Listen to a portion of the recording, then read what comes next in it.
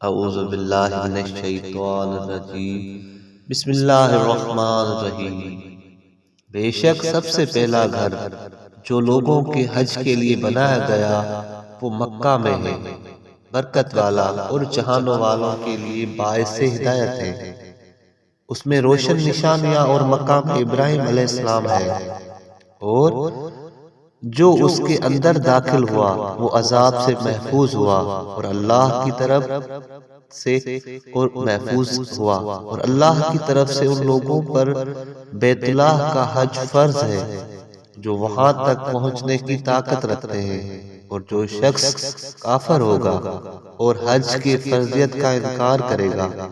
تو پھر بے شک اللہ جہانوں والوں سے بے پرواہ ہے۔ اے محمد صلی اللہ علیہ وآلہ وسلم فرما دیجئے کہ اے کتاب والو، اللہ کی آیات کے کافر کیوں بنتے ہو، حالانکہ جو کچھ تم کرتے ہو اس پر اللہ گواہ ہے۔ فرما دیجئے اے محمد صلی اللہ علیہ وآلہ وسلم کہ اے کتاب والو، کیوں اللہ کی راہ سے روکتے ہو اس شخص کو جو ایمان لاتا ہے،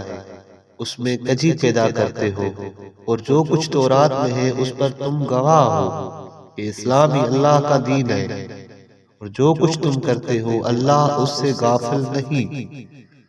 اے اوس اور خزرج قبیلہ کے مومنوں، اگر اہل کتاب کی ایک جماعت کی فرما برداری کرو گے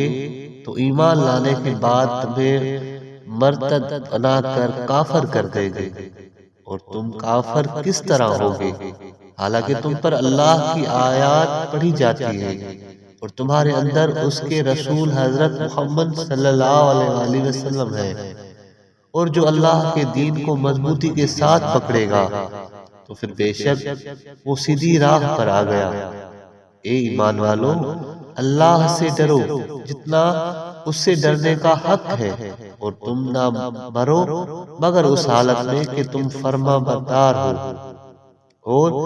سب جمع ہو کر اللہ کی رسی یعنی قرآن اور دین اسلام کو مضبوطی کے ساتھ پکڑو،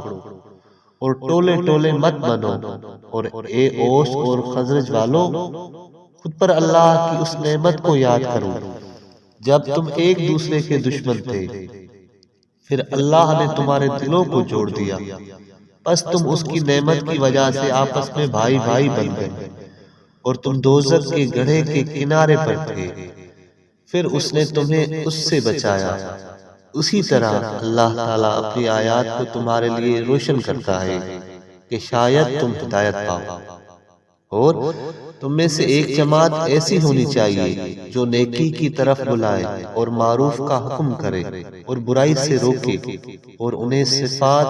کے حامل لوگ ہی کامیاب ہیں۔ اور ان یہودیوں اور عیسائیوں کی طرح مت بنو جو روشن دلائل آنے کے بعد بھی ٹولے ٹولے بن گئے، اور انہوں نے آپس میں اختلاف کیا،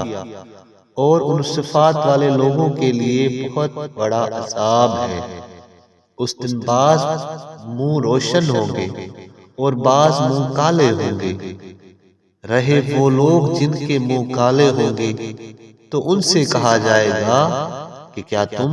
حضرت محمد عربی صلی اللہ علیہ وآلہ وسلم پر ایمان لانے کے بعد کافر ہو گئے تھے؟ پھر چکھو عذاب اس کفر کا جو تم کرتے تھے۔ اور رہے وہ لوگ جن کے منہ روشن ہوں گے، وہ اللہ کی رحمت یعنی جنت میں ہوں گے، وہ اس کے اندر ہمیشہ رہنے والے ہیں۔ یہ اللہ کی کتاب قرآن کی آیات ہے جو ہم تجھے حق کے ساتھ پڑھ کر سناتے ہیں، اور اللہ جہانوں والوں پر ظلم کا ارادہ نہیں رکھتا کہ ناحق ان پر عذاب کرے۔ اور جو کچھ آسمانوں میں ہے اور جو کچھ زمین میں ہے وہ سب اللہ کا ہے، اور سب کام اللہ کی طرف لوٹائے جاتے ہیں۔ اے امت محمدیہ صلی اللہ علیہ وآلہ وسلم، تم ایک بہترین امت ہو جسے لوگوں کے لیے نکالا گیا ہے۔ تم نیکی کا حکم کرتے ہو اور برائی سے روکتے ہو، اور اللہ پر ایمان رکھتے ہو، اور اگر کتاب والے ایمان لاتے تو البتہ ان کے لیے اچھا تھا، ان میں سے بعض مومن ہیں اور ان میں سے اکثر فاسق ہیں۔ صدق اللہ العلی العظیم۔